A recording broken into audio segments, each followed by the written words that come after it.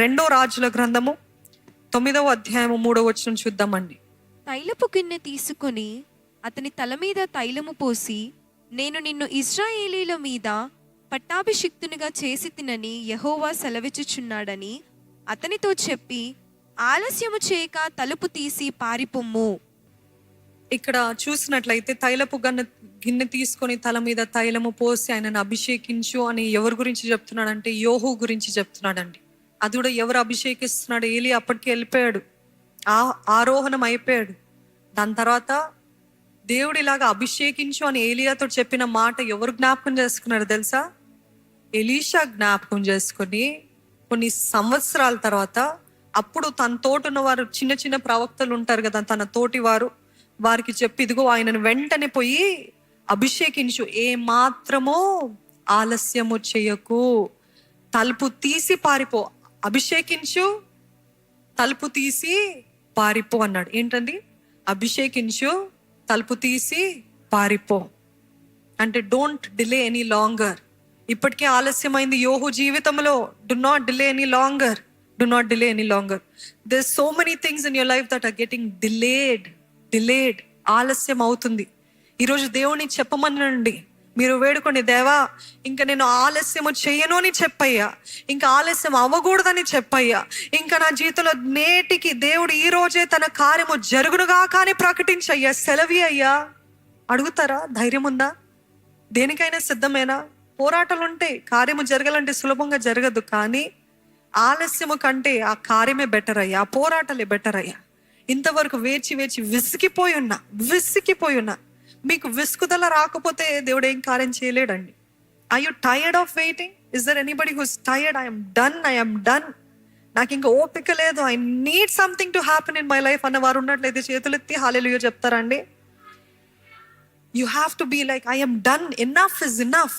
Wait చేసింది ఇంకా చాలు, దేవుడు తన కార్యం జరిగించాలి అని మీరు ఎప్పుడైతే వైరాగ్యముతో పట్టుదలతో పోరాడతారో అప్పుడు యాకోబుని ఇశ్రాయేల్గా మార్చిన దేవాది దేవుడు మీకు కష్టమైన ఒక దెబ్బ వేసిన మీ జీవితంలో గొప్ప మార్పు కలుగును గాక, మీ పేరు మార్చబడును గాక, అట్టి కార్యాలు జరిగిస్తాడండి దేవుడు.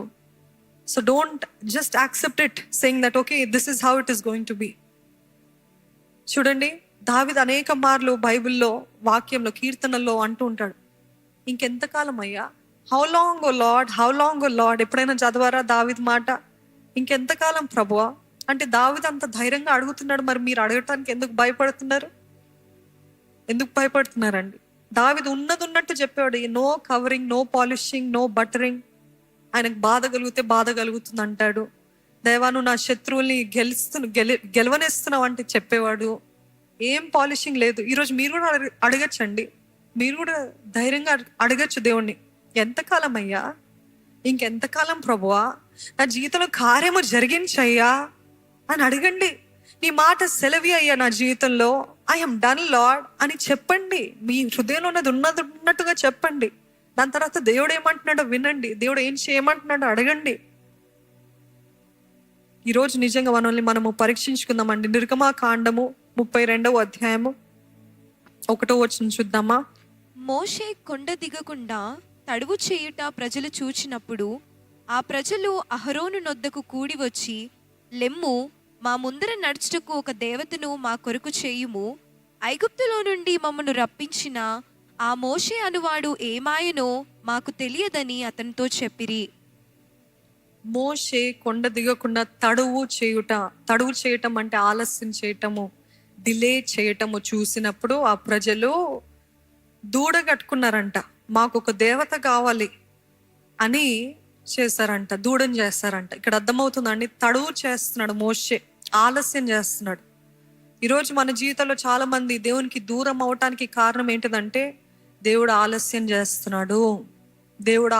చేస్తున్నాడు. చాలా మంది విసికి వేసారి నాకు ఇంకా దేవుడే వద్దు అనే పరిస్థితుల్లో, దేవునికి దూరం అయ్యే పరిస్థితులు ఎందుకు అని అంటే, God is not doing anything in my life, నా జీవితంలో ఏం చేయట్లేదు, అందుకని వెళ్ళిపోతున్నా, అందుకని నేను నా సొంత కార్యాలు చేద్దామని ప్రయత్నిస్తున్నా, ఇంకా దేవుడు హెల్ప్ చేయట్లేదు. పేతురు తెలుసు కదండి, రాత్రంతా ప్రయాసపడ్డాడంట.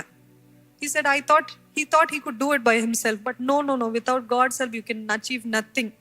దేవుడు ఏంటి, ఒక పట్టణాన్ని ఆయన కాపుదల కాయని ఎడల దాని కాపుదల కాసేవారు ప్రయత్నాలంతా కూడా వ్యర్థమే.